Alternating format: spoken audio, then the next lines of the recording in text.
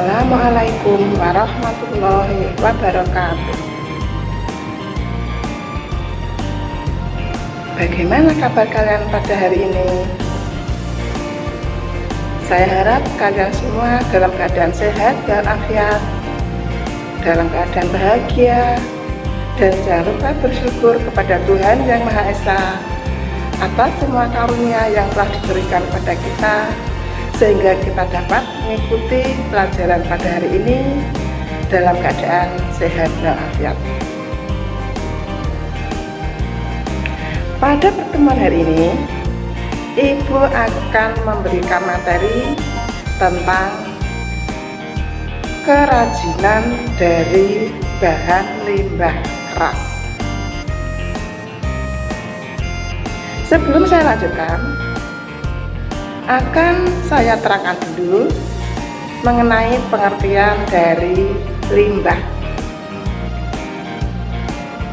Limbah adalah semua sisa atau bahan buangan yang dihasilkan dari proses produksi, baik industri, rumah tangga, maupun proses-proses kegiatan yang lain. Jadi, limbah ini sama dengan sampah. Secara umum, orang akan mengatakan limbah ini tidak ada manfaatnya. Tetapi kalau kita olah dengan rajin, dengan teliti, telaten, maka akan menjadikan suatu kerajinan yang menarik. Materi pada hari ini adalah mengenai kerajinan dari bahan limbah keras. Jadi tadi sudah saya jelaskan mengenai pengertian limbah.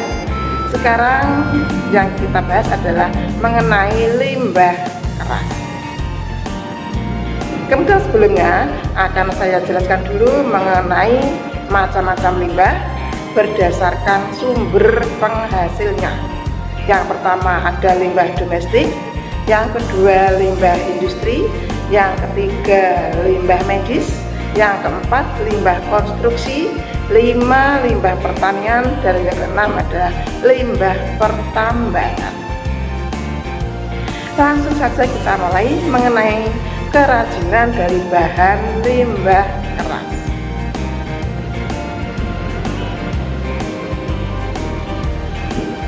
Bahan limbah merupakan bahan yang sangat potensial untuk dijadikan bahan pembuatan kerajinan. Di tangan-tangan kreatif, limbah tersebut akan dapat disulap menjadi aneka kerajinan yang unik dan menarik.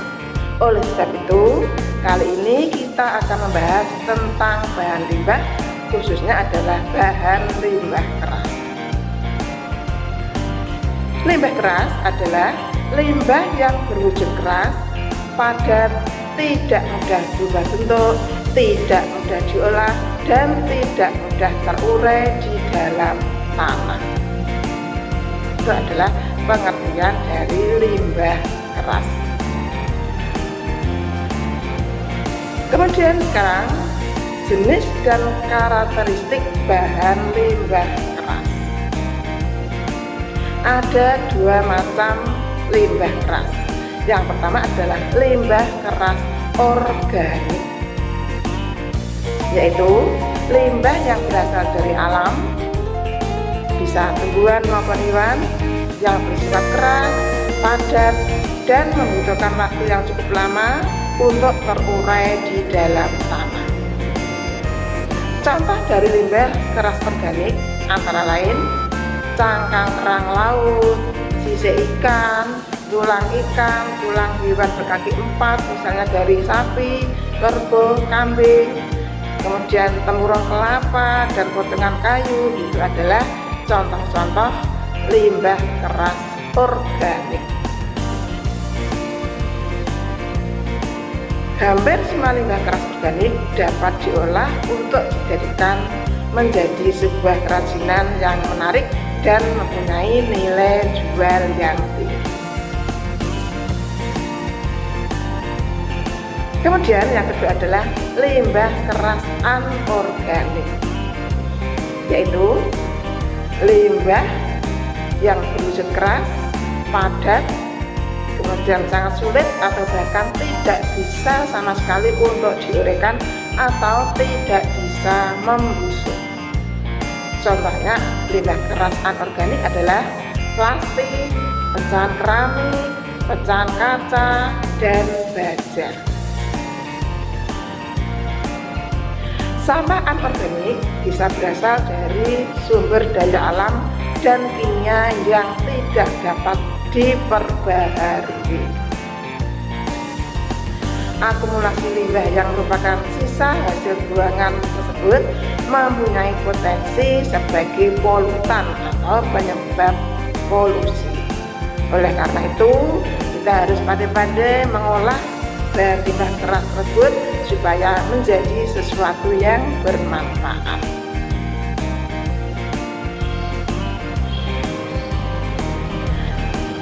Kemudian sekarang adalah pengolahan bahan limbah keras. Ada 3 macam. Yang pertama adalah sanitasi atau sanitizing, yaitu suatu metode pengolahan sampah yang terkontrol dengan sistem sanitasi yang baik. Kemudian yang kedua adalah pembakaran atau incineration. Pada pengolahan ini, sampah dibakar di dalam alat yang disebut insinerator. Hasil pembakarannya berupa gas dan residu pembakaran.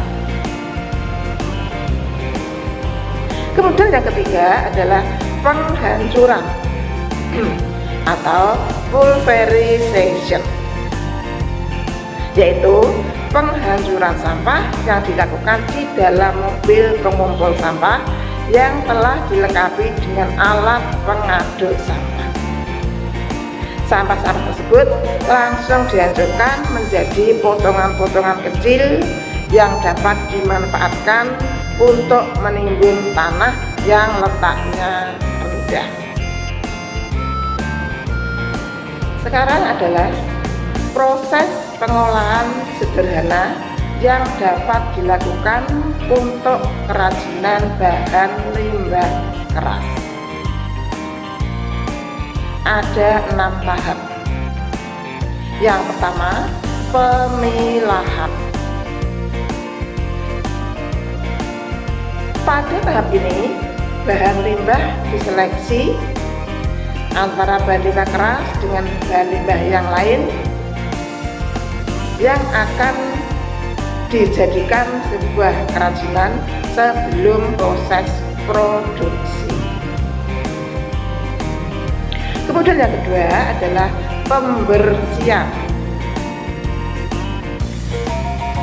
Limbah keras biasanya tidak cukup bersih. Oleh karena itu, perlu dilakukan pencucian dengan menggunakan deterjen agar zat bekas makanan atau minuman dapat larut dan limbah keras menjadi bersih. Kemudian yang ketiga adalah pengeringan. Pengeringan dilakukan secara konvensional, yaitu menggunakan sinar matahari langsung atau dapat juga secara langsung dengan dibersihkan menggunakan lap kering. Kemudian yang keempat adalah pewarnaan.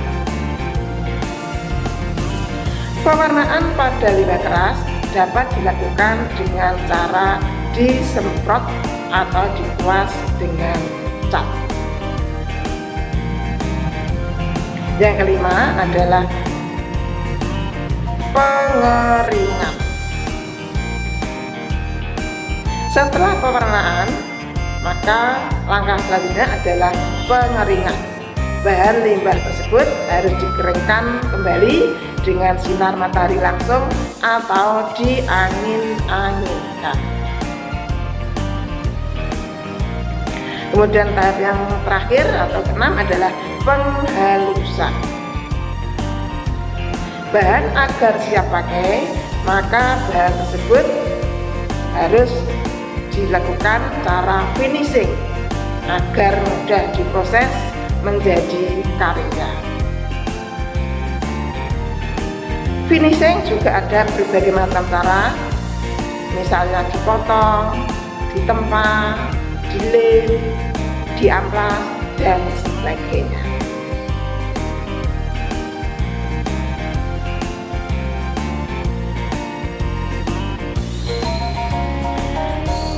Kemudian sekarang adalah contoh produk kerajinan dari bahan limbah keras organik. Coba kalian amati, kalian lihat dengan seksama macam-macam contoh kerajinan bahan limbah keras organik yang ada di tayangan berikut. Kemudian kamu bisa menyebutkan bahan-bahan apa saja yang bisa digunakan untuk membuat berbagai macam kerajinan dari limbah keras organik.